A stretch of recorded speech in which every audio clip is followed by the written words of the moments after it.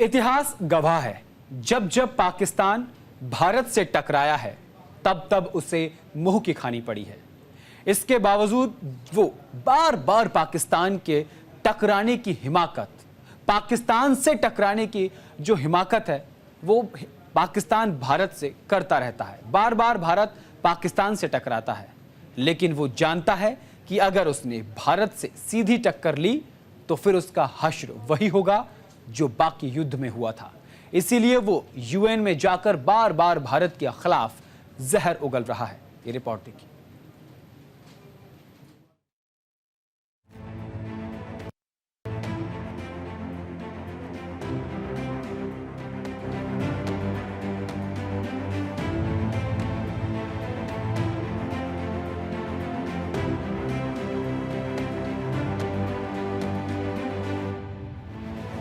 भारत के साथ जब जब पाकिस्तान का विवाद बढ़ता है वो गीदड़ भभकियां देना शुरू कर देता है, लेकिन पाकिस्तान भूल जाता है कि जिसे वो आंख दिखा रहा है वो भारत है। जब चाहे तब उसे रौंद सकता है।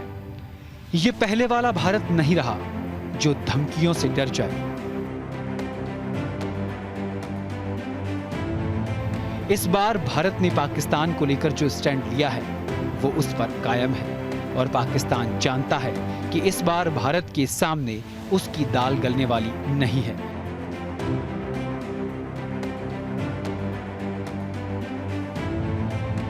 शायद इसीलिए वो बार बार दूसरे देशों में जाकर मदद मांगता है और भारत के खिलाफ जहर उगलता है।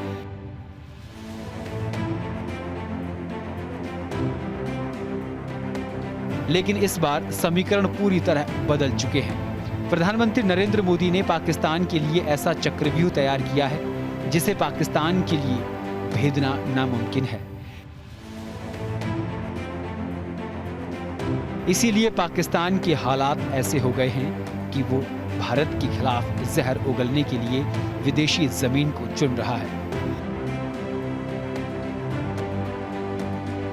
हालांकि ये पहली बार नहीं है जब पाकिस्तान ने यूएनए में कश्मीर का मुद्दा उठाकर मुंह की खाई है। इससे पहले भी वो इस तरह की हरकत कर चुका है।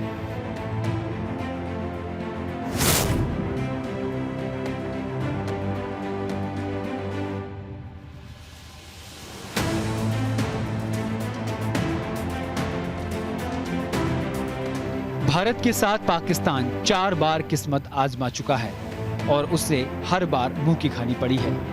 सबसे पहले साल 1947 में आजादी के फौरन बाद पाकिस्तान और भारत के बीच जंग हुई। इस युद्ध को पहला कश्मीर युद्ध कहा जाता है। इस मुद्दे को संयुक्त राष्ट्र सुरक्षा परिषद में ले जाया गया।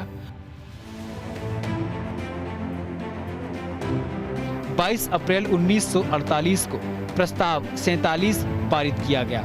नियंत्रण रेखा का जन्म उसी दिन हुआ और पीओके अस्तित्व में आया।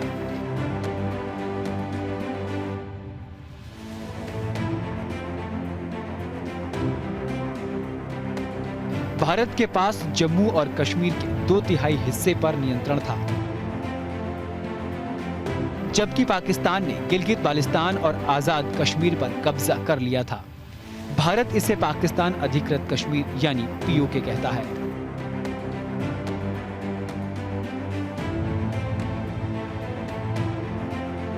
इसके बाद साल 1965, 1971 और 1999 में दोनों देशों के बीच जंग हुई, लेकिन पीओके का मुद्दा जस का तस बना रहा। अमेरिका और रूस के हस्तक्षेप से जंग को खत्म किया गया, लेकिन पीओके पर कोई सहमति नहीं बनी। यानी 1947 में जिस जमीन पर पाकिस्तान ने कब्जा कर लिया था वो कई दशकों बाद भी दोनों देशों के लिए जंग की वजह बनी हुई है।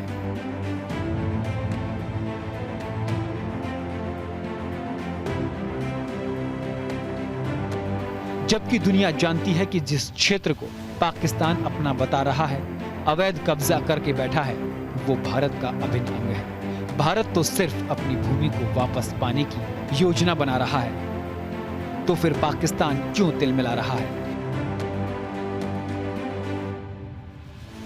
भारत हमेशा पहले हमला ना करने की नीति का पालन करता रहा है। जबकि पाकिस्तान घुसपैठ कर भारत की शांति को भंग करने के मंसूबे बनाता रहा है।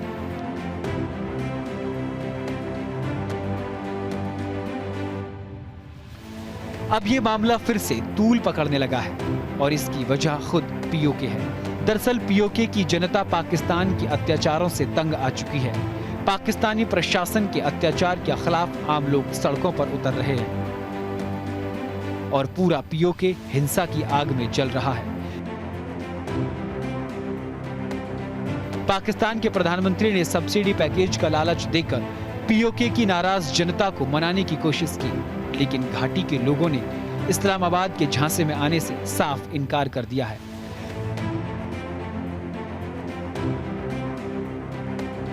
आपको बता दें कि पाकिस्तान के कब्जे वाले कश्मीर में लोगों का गुस्सा अचानक नहीं फूट पड़ा।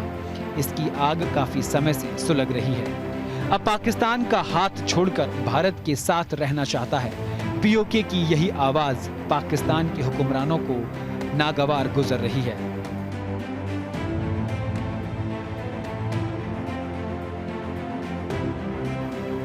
पाकिस्तान कुछ समय से सबसे बड़े आर्थिक संकट से जूझ रहा है। पिछले साल गर्मियों में पाकिस्तान दिवालिया होने ही वाला था, लेकिन आखिरी समय में अंतर्राष्ट्रीय मुद्रा कोष से मिले बेलआउट पैकेज ने उसे बचा लिया। भारत के साथ व्यापार बंद होने के बाद पाकिस्तान में व्यापारियों का एक बड़ा वर्ग बर्बाद हो गया।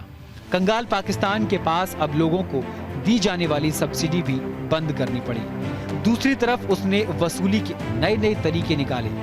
बिजली और पेट्रोलियम उत्पादों के दामों में बेतहाशा इजाफा कर लोगों की जिंदगी को नासूर बना दिया। लेकिन पाकिस्तान ने आतंक का साथ नहीं छोड़ा, जिसकी वजह से पाकिस्तान आज दुनिया में अकेला पड़ गया है।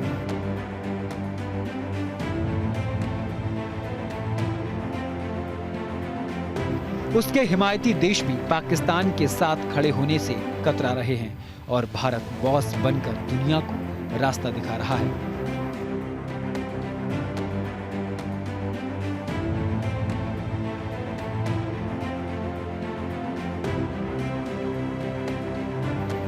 पीओके पर भारत अपना स्टैंड साफ कर चुका है। अब बारी पाकिस्तान की है। उसे आतंकवाद के साथ रहकर और बुरे दिन देखने हैं या फिर आतंकवाद को छोड़कर आगे बढ़ना है। लेकिन जिस तरह से पाकिस्तान भूखे पेट रहकर भी भारत के खिलाफ जहर उगल रहा है, उससे साफ है कि वो अभी सुधरने वाला नहीं है।